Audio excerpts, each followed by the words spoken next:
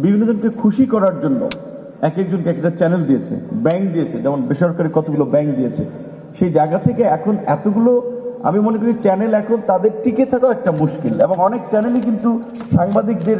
আমরা যে সমস্ত চ্যানেলগুলোকে মেইন স্ট্রিম চ্যানেল হিসেবে দেখি, তারাও কিন্তু বেতন ঠিকঠাক মতো দিতে তাদের বেগ পেতে হচ্ছে। বিভিন্ন রাজনৈতিক দলের এই সময়ের যারা সক্রিয় ভূমিকা পালন করছে তাদের নেতৃবৃন্দ সহ গণমাধ্যমের সংস্কার যদিও প্রস্তাব কার্যত চূড়ান্ত হয়েছে, এই আলোচনাটা হয়তো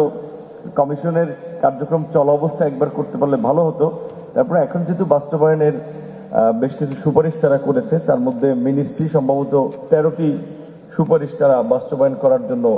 বলেছে যে তারা করবে। আজকে এই সময়ের এবং আগামীতে যারা সরকার গঠন করবে তাদের গণমাধ্যমের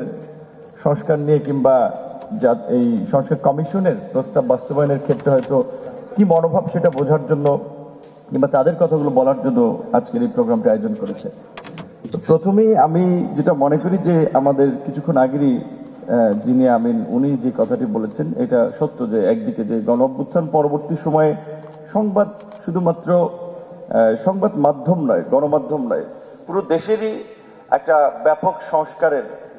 চাহিদা থেকেই জাতীয় ঐক্যমত্য কমিশন গঠন হয়েছিল এবং সেই অনুযায়ী কাজও হয়েছিল। কিন্তু এটা ঠিক যে পুরো আলোচনার সেন্টার ছিল শেষ পর্যন্ত বোধহয়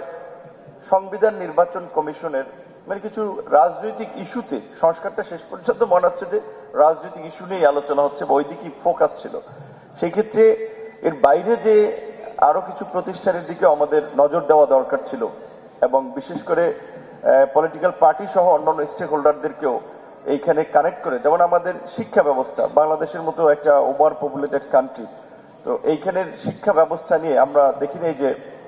খুব বেশি আলোচনা হয়েছে, কিংবা আমাদের স্বাস্থ্য ব্যবস্থা, এটা একটু গুরুত্বপূর্ণ পার্ট। বাংলাদেশের দুটো বড় চ্যালেঞ্জ, এই যে হিউজ পপুলেশন, এর জন্য কর্মসংস্থান এবং বাজারের সাথে তাল মিলে একটা শিক্ষা ব্যবস্থা এবং এই জনগোষ্ঠীকে একটা সুস্থ জনগোষ্ঠী হিসেবে সার্ভাইভ করানোটা, সেই ক্ষেত্রে এই বিষয়গুলো নিয়ে খুব বেশি আলোচনা দেখি নেই। আর গণমাধ্যমের কথা বলতে গেলে যে এখন বিএনপির সময়ে আমরা দুটো ভালো কাজ দেখেছি। একটা হচ্ছে ওনারা ক্ষমতায় ছিল, ওনাদের দলের লোকদেরকেও কিন্তু একেবারেই যেন তেনভাবে টেলিভিশনের লাইসেন্স দেন নাই, কয়েকটা স্যাটেলাইট চ্যানেল ছিল। এটা গত সরকার 16 বছরে বিভিন্ন জনকে খুশি করার জন্য এক একজনকে একটা চ্যানেল দিয়েছে, ব্যাংক দিয়েছে, যেমন বেসরকারি কতগুলো ব্যাংক দিয়েছে। সেই জায়গা থেকে এখন এতগুলো আমি মনে করি চ্যানেল এখন তাদের টিকে থাকাও একটা মুশকিল, এবং অনেক চ্যানেলই কিন্তু সাংবাদিকদের আমরা যে সমস্ত চ্যানেলগুলোকে মেইন স্ট্রিম চ্যানেল হিসেবে দেখি, তারাও কিন্তু বেতন ঠিকঠাক মতো দিতে তাদের বেগ পেতে হচ্ছে, অনেকে ইচ্ছাকৃতভাবে কিংবা অনেকের সংকট আছে। সেই জায়গা থেকে আমার মনে হয় যে এখানে আপনাদের আজকে প্রস্তাবে এসেছে যে টেলিভিশন চ্যানেল, টেলিভিশনের পাশাপাশি আপনারা পত্রিকার কথাও বলেন, পত্রিকায় যে জেলা পর্যায়ে ঢাকায় পত্রিকা ছাপে না, শুধুমাত্র এসবি অফিসে 5 কপি পাঠানোর জন্য, সচিবালয়ের ওইখানে 10 কপি দেওয়ার জন্য, এরকম অনেকগুলো আমি মনে করি কি বলবো এটাকে ফেক কাগজ বলবো, কিন্তু তারা ডিএফপিতে অন্তর্ভুক্ত,